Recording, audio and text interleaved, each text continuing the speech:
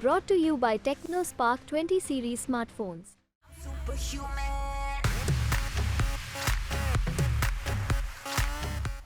ये पिक्चर गले में पटका डाले हुए भारतीय जनता पार्टी का, ये पिक्चर प्रज्वल रेवन्ना की है।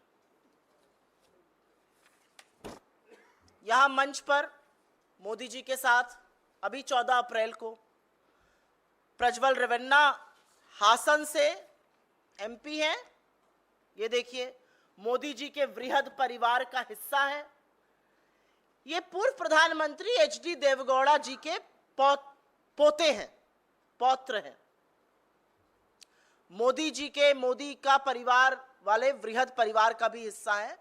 14 अप्रैल की ये फोटो है।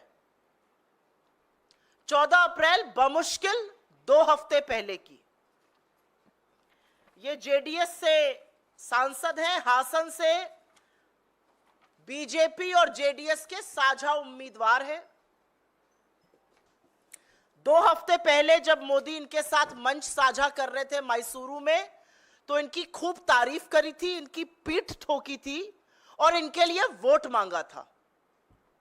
14 अप्रैल को, इसी महीने की 14 तारीख को ये नेता देश से फरार हो चुके हैं। और अगर आप इनके जघन्य अपराधों को सुन लीजिएगा तो दिल दहल जाएगा। और एक औरत होते हुए थोड़ी बोलने में भी शर्म आती है। सैकड़ों महिलाओं का जीवन तहस नहस करने के बाद यह आदमी देश छोड़कर भाग गया है। इस आदमी के हजारों पॉर्न वीडियो वायरल हैं, हजारों पॉर्न वीडियो। और उस पॉर्न वीडियो में ये हर उम्र की औरत के साथ जोर जबरदस्ती करता हुआ दिख रहा है। ये हर उम्र की औरत का यौन शोषण करता हुआ दिख रहा है। उनकी असहमति के बावजूद। और इसमें इसके घर पर काम करने वाली महिलाएं हैं, पार्टी की कार्यकर्ता है, पार्टी की सांसद है, जिला पंचायत की सदस्य है, यहां तक कि एक 63 साल की घर पे काम करने वाली महिला जो हाथ जोड़ के कह रही है ऐसा मत करो। यह रिकॉर्डिंग ये खुद करके, और एक पेन ड्राइव में इनकी सारी रिकॉर्डिंग मिली है। क्या मोदी जी इसकी दरिंदगी के बारे में जानते थे या अनभिज्ञ थे? नरेंद्र मोदी इसके यौन कृत्यों के बारे में पूरी तरह से जानते थे। उनको हर बात का पता था।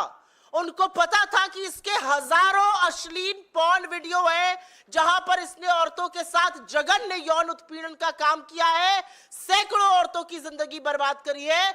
उसमें हर उम्र की महिला शामिल है।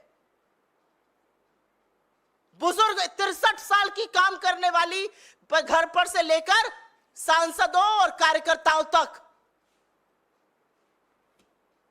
सब पता था नरेंद्र मोदी को।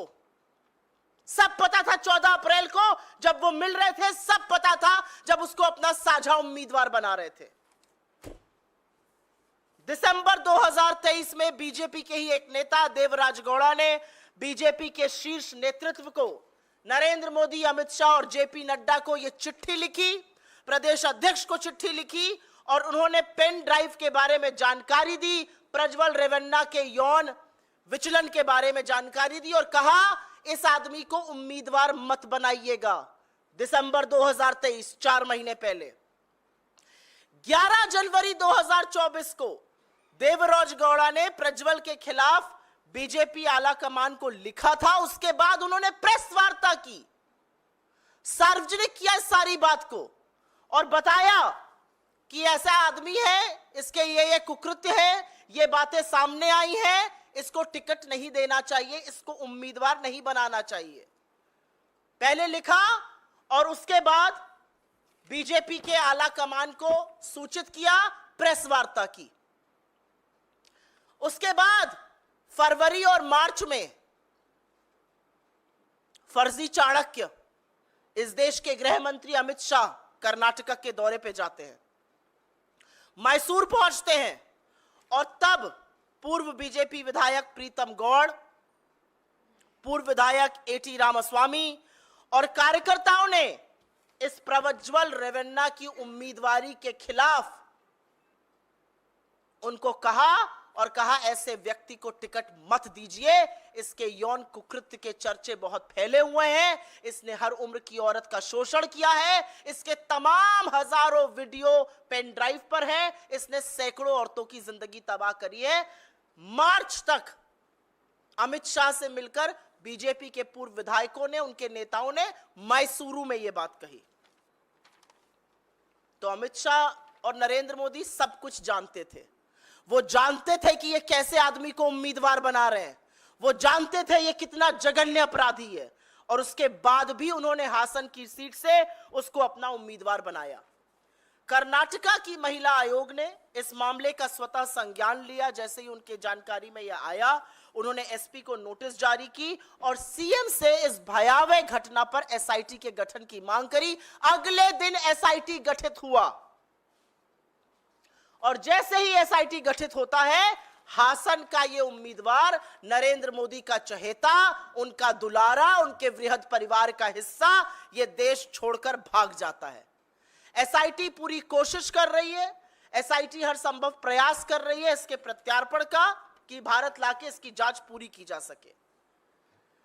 लेकिन आज सवाल यह है कि बेटी बचाओ, बेटी पढ़ाओ, नारी अभिवंदन, नारी शक्ति, महिला सम्मान, ये सब बातें फर्जी हैं, क्योंकि नरेंद्र मोदी जानते थे कि स्टेज पर खड़े हुए उनके बगल के इस व्यक्ति ने, उनके साझा उम्मीदवार ने क्या किया, वो सब जानते थे, और उसके बाद भी उम्मीदवार बनाया।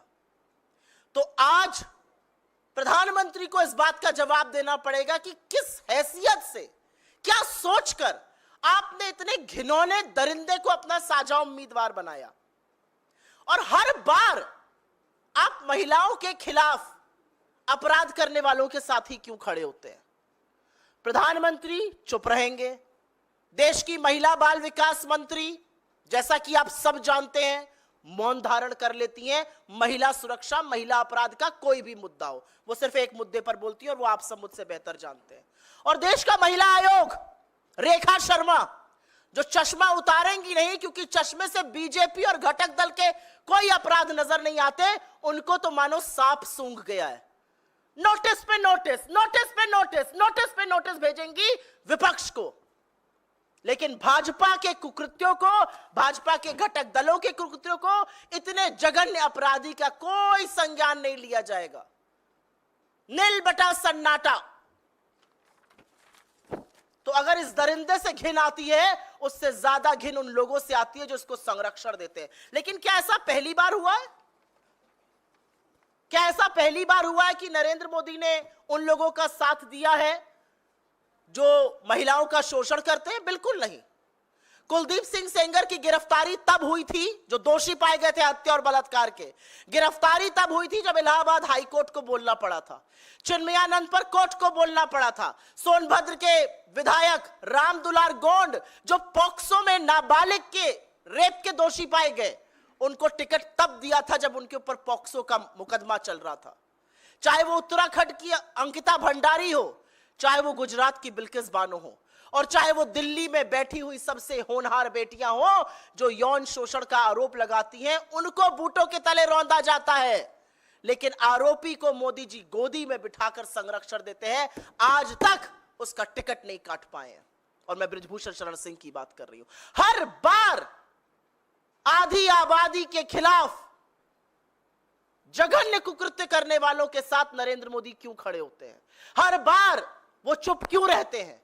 हर बार स्मृति ईरानी और महिला आयोग को सांप क्यों सूंघ जाता है? और मैं आपके माध्यम से आपके सीनियर मूर्धन्य पत्रकारों से भी सवाल पूछती हूं, क्यों है इतना सन्नाटा? कितने शो हो रहे हैं इस पर? कितनी टिप्पणियां लिखी जा रही हैं पेपर पर? कितने एडिटोरियल्स लिखे जाएंगे? आज ये सवाल पूछा जाएगा, क्योंकि सभ्य समाज में, राजनीतिक जीवन में, सार्वजनिक जीवन में ऐसे लोगों की कोई जगह नहीं है।